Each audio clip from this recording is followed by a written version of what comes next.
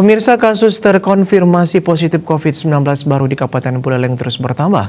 Data Senin sore 21 September 2020 terdapat 12 tambahan kasus terkonfirmasi positif COVID-19 baru. Selain itu pula, satu pasien COVID-19 dinyatakan meninggal dunia. Gugus Tugas Percepatan Penanganan COVID-19 Buleleng kembali merilis perkembangan kasus COVID-19 di Kabupaten Buleleng. Data Senin 21 September 2020 menunjukkan penambahan kasus terkonfirmasi positif baru sebanyak 12 orang, yang didominasi oleh Kecamatan Kubu Tambahan dan Kecamatan Banjar, sehingga secara kumulatif jumlah kasus terkonfirmasi positif baru sebanyak 758 orang. Sementara per Selasa 22 September 2020 dilaporkan ada 7 pasien dinyatakan sembuh dan 1 pasien meninggal dunia. Pasien laki-laki umur 44 tahun tersebut dinyatakan meninggal dunia pada 19 September 2020 dengan penyakit penyerta stroke hemoragik.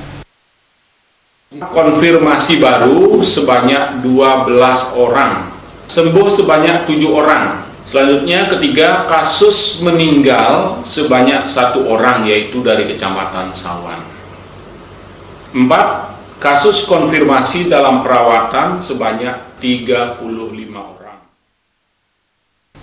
Hingga saat ini, Gugus Tugas Percepatan Penanganan COVID-19 Buleleng masih merawat 35 pasien di sejumlah rumah sakit di Buleleng. Komang Yuda, Bali TV.